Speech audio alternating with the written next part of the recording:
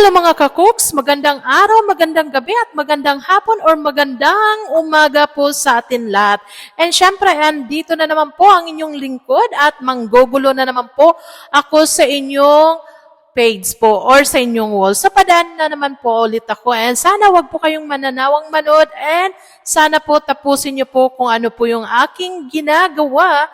So ayan po, gumawa po ako ngayon ng easy creamy chicken salad.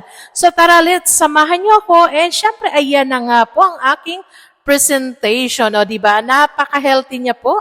And syempre, kailangan may pagganap lagi tayo. So, ayan po ang aking ginawa. So, chicken breast po yan. Hiniwa-hiwa ko lang po siya ng cubes.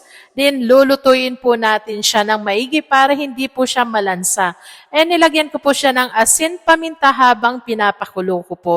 So, ayan, tapos na po siyang maluto. Siyempre, kailangan po natin i-drain and sisiguraduhin po natin malamig na bago po natin gawing salad. So, ayan na ang aking mga panghalo. So, siyempre, kailangan may pa-extra din ang inyong peg. So, ayan yung mga nahiwa-hiwa ko na po. So, imemekos-mekos lang po natin lahat yan. So, ayan, may celery pa ako, walnuts, sibuyas, dried raisin po. And syempre, yung aking pagmamahal kasama po dyan. So, ayan, mekos-mekos lang po. And syempre, kailangan po natin siyang lagyan ng kalamansi or lemon po para mabawasan po yung lansa ng manok.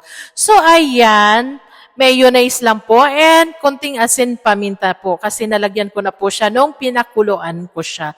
So, ayan ang aking pagganap. Halo-halo hanggang mahalo lahat. O, diba? Ang dami kong sinabi. So, ayan na nga guys, dahil dati bumibili po kami lagi sa labas ng alaga ko.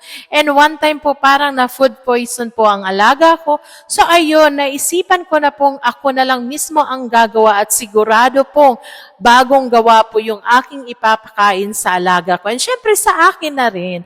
So ayan, dahil paubos na po ang aking mayonnaise, so kailangan muna nating ubusin kasi sayang naman po bago tayo magbukas ng bago.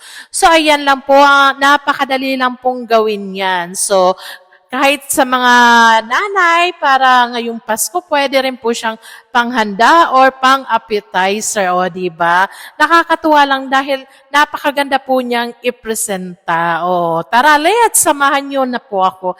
And sana po, wag na wag po kayong mananawa sa akin, lalo na po sa ingay ng bibig ko tuwing dumadaan po ako sa mga wall niyo. So, nakakatuwa lang po dahil habang tumatagal po, ay napapractice ko na rin po ang aking pag-voice over dahil po sa inyo, dahil hindi po kayo nananawang manood sa akin. Thank you po sa inyong lahat, lalo na po doon sa mga sumusuporta at tunay pong rumiresback sa akin. Magmahalan po tayo dahil malapit na po ang Pasko. So ayan na po, wala! Ayan, napakasarap po. And hindi ko po masyado nilagyan ng madaming mayonnaise. So saktong-sakto lang. Katulad po ng pagmamahal ko sa inyo, saktong-sakto. O, diba? So ayan, napakaganda po niya. And syempre, alam niyo na, tuwan-tuwa na naman po ang alaga ko dahil fresh po at bagong gawa talaga. Wala! Ayan na po. Pwedeng pang appetizer. Thank you guys for watching. Bye!